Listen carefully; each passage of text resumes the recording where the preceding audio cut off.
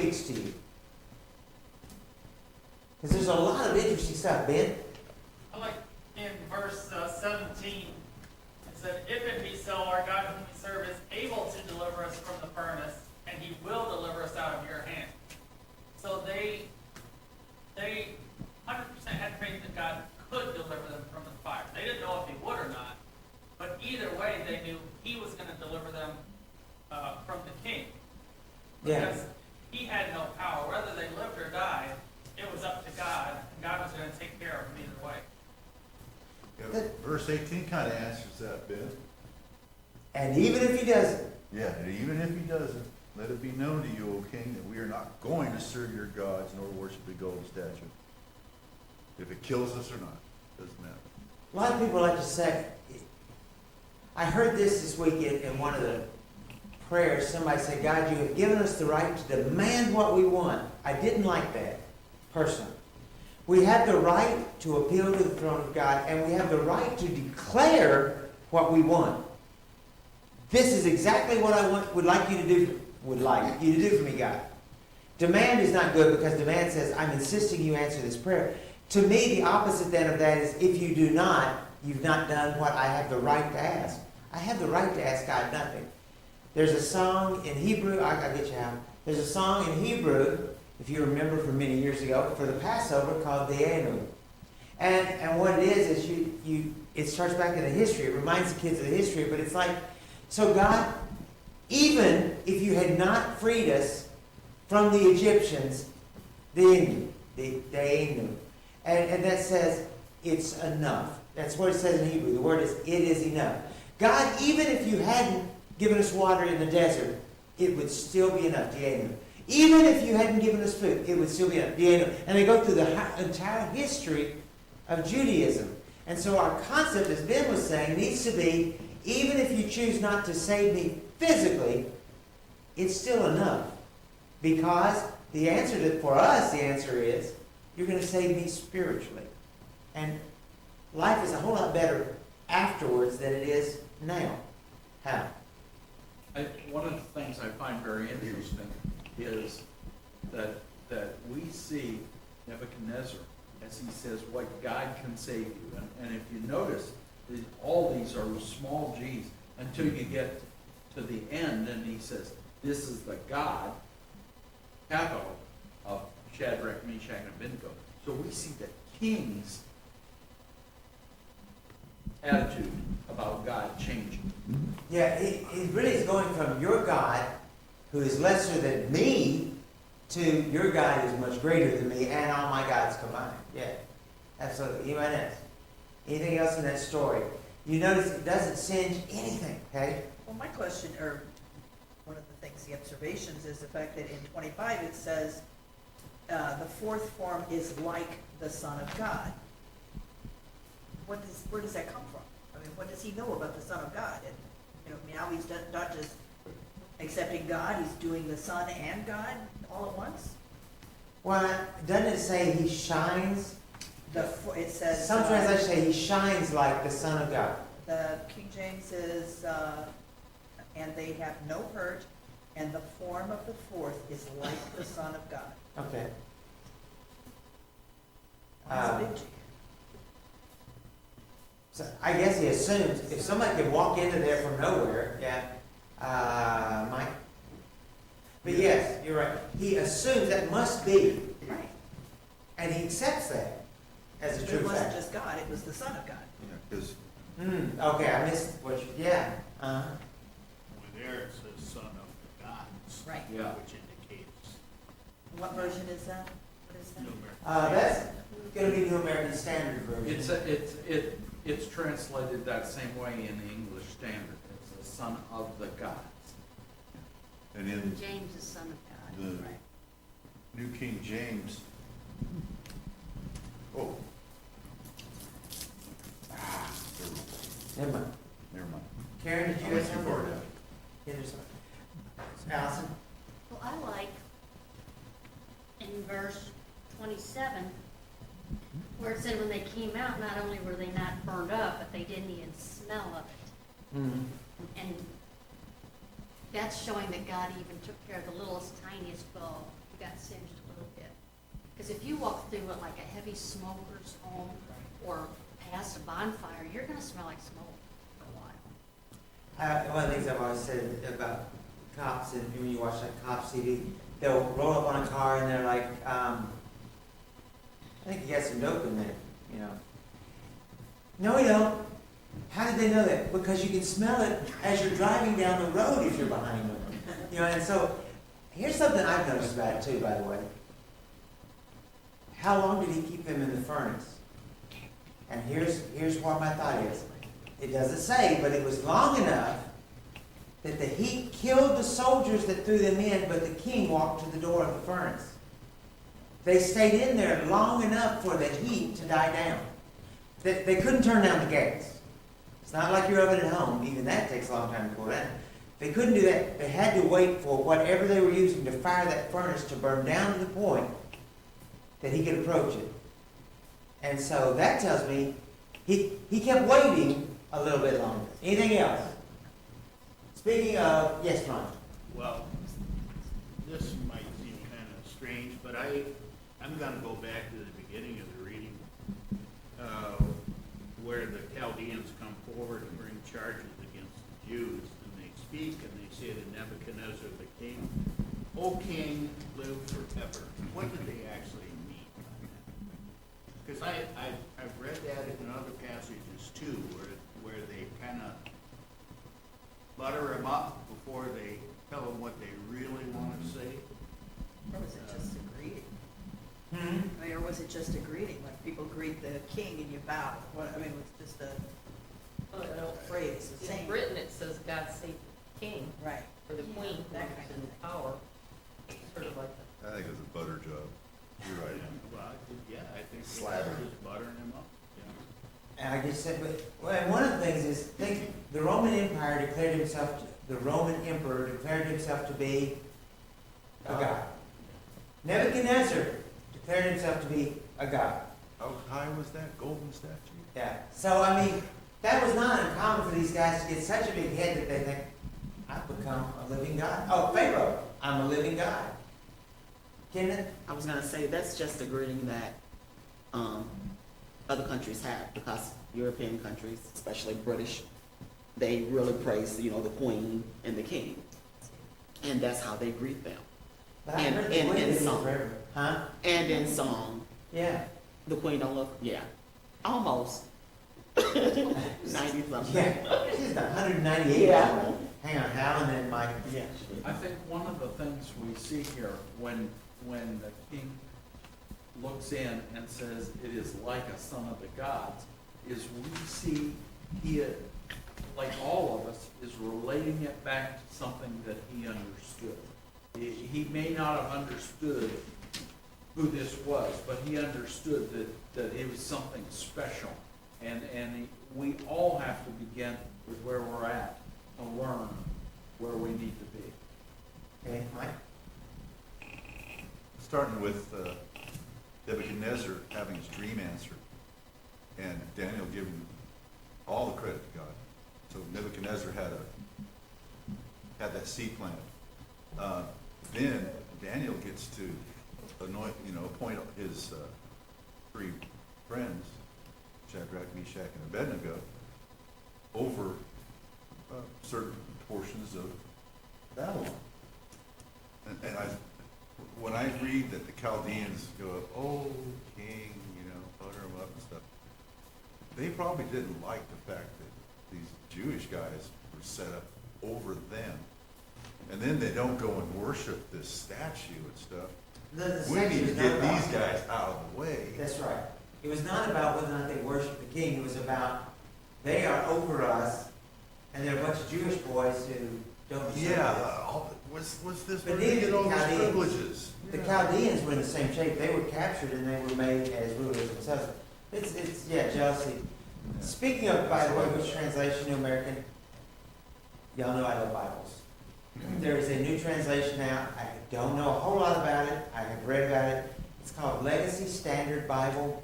It is an update to the NASB update in which they try to take the best of the King James, New King James, NASB, and have looked at. So I will. Hmm. might have ordered one for myself. Yeah. Might be here by Friday. They don't have. But anyway, I'll let you know what I think about it, but I like, they did the exact same thing they did with the NSB in taking multiple linguists, going all the way back to the beginning, trying again, and trying to do, even though NSB is pretty modern language, trying to keep it modern language and yet not lose, they said, the impact of the old King James and some of those. They don't want to soften. Just because of cultural differences, they don't want to soften the understanding. So anyway, it'll be interesting to see if it's good. We need to not, my boys in class, they were asking about that, and I said, when I think of a verse that I can't remember where it's at, I look it up in King James still, because that's how I memorized in elementary. And they're saying, should we read King James? No, not necessarily.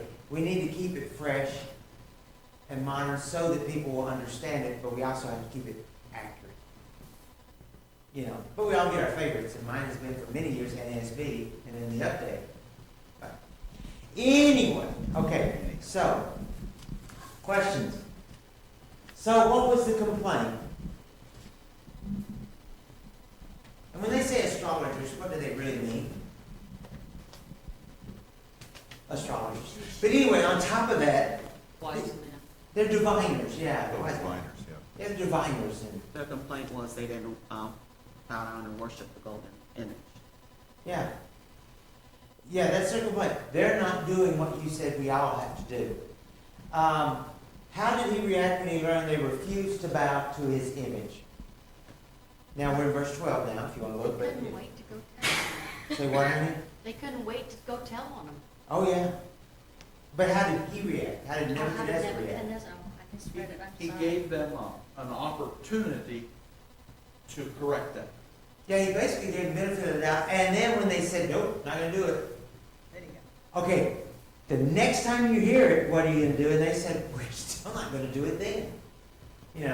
Now that's really modern interpretation. But yeah, we're not going to do it even then.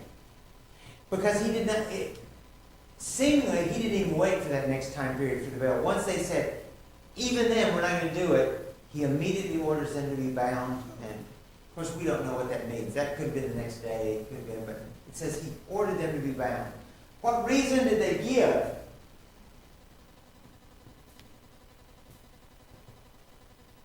Verse 16, I think, is really excellent in this. He's, why aren't you doing, why are you, what is their response? You don't need to do that. So what does that mean? How do we use that in our life? What does that say? We're not changing our mind. Yes, but also, I'm going to stand on. Lakinda, why do you go to church every Sunday? I shouldn't even have to answer that. Or, no, that's not a good one. Lakinda, are you going to church on Sunday? Do you need to ask me? Right. If the sun comes up and I'm not sick, I'll be there. So, that's kind of what they're saying. There is no reason in the world that we would bow to you. There's no, why even ask this? Three men said God was able to deliver them from the furnace, but even if he did not, they would still refuse to worship. What is their understanding of God? And didn't really hit on it, but let's do it again. What is their understanding of God's role in the world? He's overall. He's overall. What else? He may not always intervene in the best. But he always, finish the sentence, He'll take care of us. he always has the ability to intervene. And whether it's here or in eternity. Has that changed for us? So we had at camp, we were under a tornado warning. And now, if you look at Weather Channel, which I use, it has a 1 to 4 rating of the chance of things. And that day, during the day, it kept changing. And at 6 o'clock, 5:30, 6 o'clock, it was a chance of 3 out of 4 of high winds. No, 4 out of 4 high winds, 3 out of 4 of a tornado. That's about as definite as a meteorologist will ever get, And so we had a couple worried, female staffers, and these were older adults, they should have known better. They're really, really worried. What's the contingency? What do we do? What do we do? Finally, I said, we're going to do the best we can to protect these children, obviously. But even if we die tonight and we die together singing praises, how bad can that be? Bad for you guys. Bad for parents. But for us, it really is not that bad. I'd rather die singing a song of praise than sitting there hiding under a table. Yes, we put them down low. Yeah, we should never become panic-stricken in a situation. I was caught up in that Monday. I decided to go to a craft thing at the library, and I knew what was coming, what was forecasted. And there was quite a few people there, maybe 20. And all of a sudden, the lady goes, "We have to go to the stairwell, everyone, because there's a tornado watch," which we knew was coming. She says, "Or you can go home." And a few of us chose to go home, but a couple of ladies that were there that I knew, that I worked with in the past, the one, she was panicked. I was like, "Rosalie, you take care, I'll see you again." She goes, "You cannot go home." I mean, she blocked the door almost. She goes, "This is serious. Why would you go home?" I said, "I'll be okay." And she goes, "You've always been bold." So I went home and nothing happened on my way home. I got there, but, then things came. But yeah, I don't worry about weather. For the good side, we had very few parents call us. On the other hand, we had a dad call 4 times. And the 4th time he called, he said, "I think you need to do something because I have a friend that's a meteorologist." Okay, what does that even mean? Still We asked the other parent that called said, "I'm a pilot, I can read radar." Well, we're idiots and we can still read radar too. It's red and coming our way. And it's like, seriously. And it's like, are you going to drive here from Chicago to come get your child? Let's get on the highway in the middle of a tornado. That's smart. But anyway, yeah. But what was encouraging was not that these 2 called in a panic. It was that 59 other parents didn't call. 118 other parents didn't call, or whatever many. They didn't call because they trusted in God and in us to do what we could the best we could. Ben called 20 times. As y'all know how much he worries. Anyway, okay, 5. What happened when the king threw shattering? Well, we've already talked about that a little bit. So they have said, I don't even have to tell you why I'm not going to bow down. I have to. What if God's going to protect me? It doesn't matter. Whether he lets me die or live, he's protecting me. But why is in the 4th man? Now, To give them a physical, visual, that God was there. Because they could have talked their way out. The 3 men had magical powers and they kept it. But with that 4th person in there, they saw that it was not them, that was something else. Kenneth? I thought I said that. Now? I look at this because it's very comforting to think that God sent what was probably his son to be there with him, which is the same thing he does for us. Okay. Does it hurt to have confirmation of God's love and trust with us sometimes? No. It never hurts. It never hurts. We prayed before the storm. We prayed harder after the storm, when God had taken care of us. It never hurts to have God physically say, "I love you, and I've got you in this. I've got you." I thought it was interesting. Yes, we do get a little bit of news down at camp about the thing about Trump near assassination, the assassination attempt. And if you read the transcript, one of the Secret Service agents said, "We've got you, Mr. President. We've got you." He was kind of fighting back, saying, "I want my shoes. I didn't, and trying to." And in the transcript, one agent says, "We have got you, Mr. President. Go." It's like that confirmation of, "We've got your back. Just go. We're taking care of you. Go." Our friend Bill was a Secret Service agent during 9/11, and he said they were telling President Bush, we've got to go. And he's like, but I'm reading to these children. And he said, one of them grabbed, if you don't know, they have a belt loop, or a handle in the back of their belt. Bill told us, reinforced leather. And he said, so they grabbed the belt loop and lifted him out of his seat. He said, okay, they got me, and then he went out with it. He realized it was real. For us, sometimes God lifts us up and we say, oh, okay, you do have it. You're good. Because, we all get scared sometimes. There are several times in the Bible where angels come to attend. Even Jesus. When did the angels come to help him feel better? In the garden? But where else? After the temptation desert. In the desert. In my mind, they brought him food. Or, it says they came to attend. They brought him food. I'm sure they came and gave him a hug and said, we're all proud of you, Lord. Whatever it was. But they came because even Jesus needed a friendly face after what he'd just been through. Half He human. needed that care, huh? He was half human. Yeah. If you will. He didn't have to have it, but it never hurts to have it, even when you fully believe. You have to feel emotion. Please never take those things as belittling the scripture and that sort of thing when I say that, but I like to think of it as how I would see it, for me. Okay, so,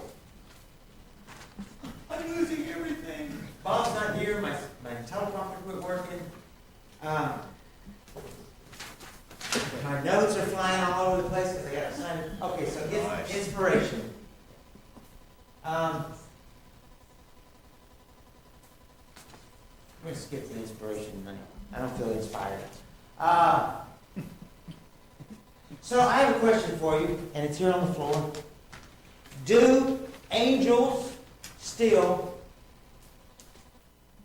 Yes. Yes. do they still interact with us? Absolutely. Yes. Okay, well, that was easy. I'm surprised I'm still here. Hang on. You need your teleprompter, Joe? I need my notes to be in line. Rough back here. Tough crowd. Okay, so I have a couple comments here that I wrote down. One, angels feel God's invisible creation. Hebrews 1:14. All angels are spirits who serve God and are sent to help those who receive salvation. What's that verse? It's from Hebrews 1:14. That's a kind of a commentary sort of translation. So my question again is, do angels still interact? Let's look at a few scriptures. Psalm 91:11. Oh, I was gonna say that. It is right Preach it, there. sister. Go ahead. So do it. And he shall give his angels charge over you, and keep you in all your ways. And in their hands they shall bear you up, lest your dash foot against a stone. Now that's referring specifically to Jesus, but it's also us. Go ahead, Karen. Well, the first part of 91, part of my ladies' day thing, about he who dwells in the secret place of the Most High shall abide under the shadow of the Almighty. And I shall say to the Lord, He is my refuge and my fortress, my God, in Him I trust. So God is available. Abiding means to live with. And the shadow of his wings is what I had studied was that it was his realm, his kingdom Everything that he shadows covers is his. is his, right? And so often we do not go to God when we're in trouble. We think we could do it on our own and we can't. And we don't receive any comfort. And the angels will give us comfort too. It was interesting Monday night, as we knew it was coming, we were getting ready and making plans. You would not believe how many times the leadership of camp would stop to pray. We kept doing it over and over again. But what we did is, like, okay, let's get all this done. But before we do that, let's pray. And we prayed and we did it. And then we meet again and say, what do you do? We moved all the cars so they wouldn't get destroyed and all this stuff. And then we prayed. And last thing we did before we went in and locked the kids in, let's just pray one more time. you know, because we need to go to God. He's actually the protector. Our stuff was kind of just filling some time and helping. How about Hebrews 13:2? What does it say, Pal? Go ahead. Well, it says, and I'd like to look at verse 1 and 2, because it really talks about letting brotherly love continue, and the fact that we're being told to do this, and then it says, some have entertained angels unawares. I think that's a present day thing when you look at the context that it's in. I absolutely believe 100% that is real. 100%. I've seen it. They were still unawares. But I've seen a situation I thought that has to have been an angel. God's hand in it. Didn't it? I was just gonna say the verse. How about Hebrews 1:14? Who knows that one offhand? I got it. Okay, Mike. Hebrews 1:14, are they not all ministering spirits sent forth to minister for those who will inherit salvation? Wait a minute. That's He Hebrews sent them to 1:14. serve me? Oh, yeah. Wait, Ministering. don't we worship angels? No, they're servants. They're not gods. They're sent to serve me. Matthew 18:10 I love too. I'll get this one because we're running out of time. See that you do not despise one of these little ones, for I tell you, their angels in heaven always see the face of my Father. The angels sent to protect, look over, overwatch, whatever you want to call it, children are constantly going to God about them. Isn't that amazing? Yes. I just heard a story, or I read a story this week about a 2-year-old, and I think it's a popular story, that left the home in the middle of the night. In 2 days, he was in brush.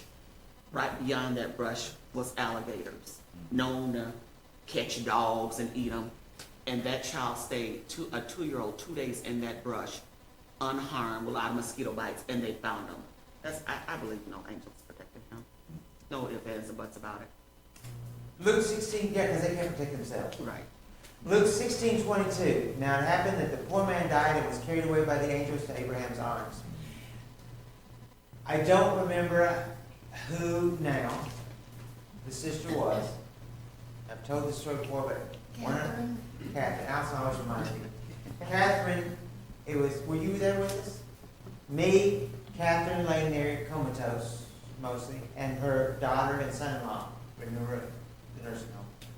And we talked, and they said, we want you to pray for God to take her. We can do that. And we did. She had not spoken in days. She had not opened her eyes in days. She had not taken any sustenance or water. And they withheld food because she was dying. So, said amen. Catherine, I'm not exaggerating. I'm a preacher, but I'm not exaggerating. Catherine opened her eyes and looked up into the corner of her room and said, they said, I can go now. I'm ready. Closed her eyes and died. Now, you can say whatever. It sure seemed like she saw someone waiting to take her. And this is one of those areas that I can't prove anything other than what the scripture says. So you can believe it or not.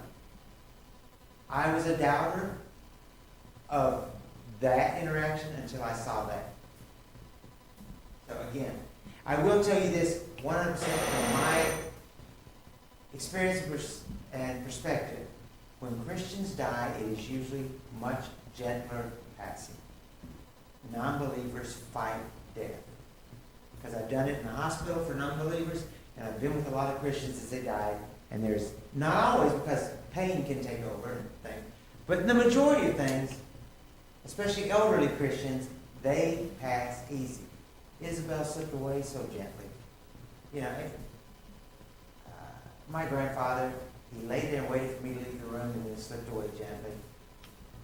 We just see that over and over, and we all have stories of that. Okay, is that the second bell first? Okay. Talk to any hospice nurse, Oh, yeah. any hospice nurse. So,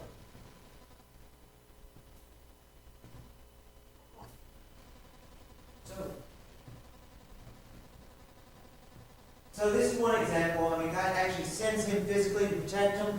I have no indication in the Bible that as adult Christians we have angels hovering over us all the time. I don't think the Bible indicates that in any way. I do think we interact with angels unseen. I think they are around us. It does indicate that children have angels who stay in contact with them and go to God. Beyond that, it's guesstimates. Allison? Can't remember the name. Catherine? God opened his eyes and he saw the war going on. Yes. And that there's a spiritual war going on around us that we, Wasn't that Ezekiel's servant or help me? I think so.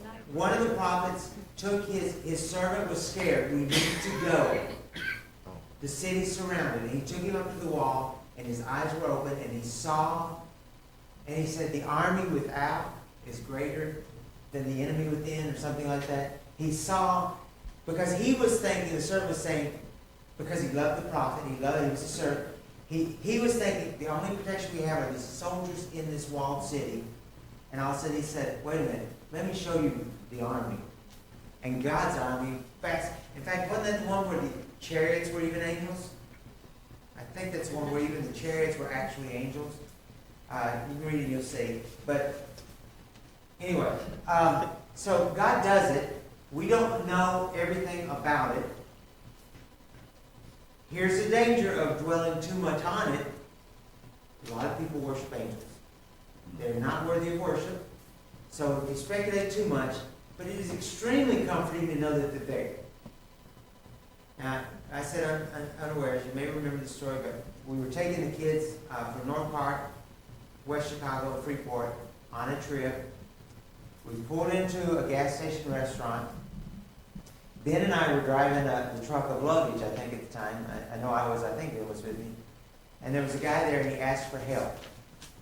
And me and Tim, and I forgot who else were there, Jason Willis were there. And this guy's like, I really need some help. And I don't pick up hitchhikers. It's dangerous.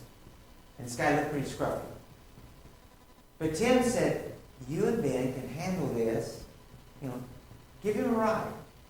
And I gave him money for food. I gave him that much. And Tim and Jason just said, let's give him a ride too. He's just down the road. It's not out of our way, but we don't want to put him on the church bus with the kids. We got to be practical. We said, okay, we turned around and didn't see him. We asked the lady at the counter in the Burger King or Wendy's in the truck stop, I don't know who you're talking about. I didn't see anybody. We asked the gas station attendant. We looked all around. That man who had no transportation, it was not there. And it's like, and so I told the other guys, I said, I don't know that was an angel, but I'm sure unawares of where he went. So. What do you do with your money? Huh? What did that angel do with your money? Maybe he gave it to somebody else.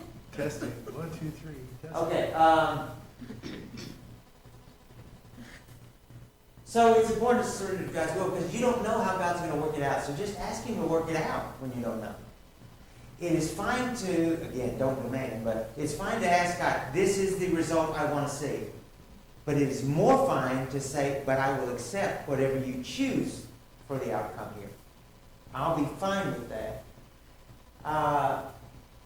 We all know God's provided. We all have our own stories. So, last thing. What is the benefit of going through trials? Because nobody likes trials when they're happening. But what is the benefit of going through and surviving well a trial from God? Faith increase. Patience. Increase of faith, get more patience. What else? Trust. Get more Trust in trust. God. Be faith. There's so many stories in the Bible about what calamities that he brought on the earth and on different people to punish them for things that go bad. This is probably the best story in there that tells how much he can do for you if you have strong faith. Yeah, because there's absolutely no way naturally that story comes out good. But in God, you're right. It shows. All right, we'll wait for the others to get here, and then I will. So I've got a short slide thing to show you before we do our details. And I'm gonna show it at church in a couple weeks when I'm back home finally. But, I wanted to kind of preview it for you guys. Wait for the chitlins to come back. Because everybody likes a bowl of chitlins. Except me. I know where the cake, so. Yeah, we know where the tripe comes from, right? Three I months. actually, I work for an old fashioned grocery store, butcher shop in the back section. And once a month I had to clean pig to make chicken. That's just disgusting. Somebody's got to. Rinse those things out, rinse those things out. You use pressure wash?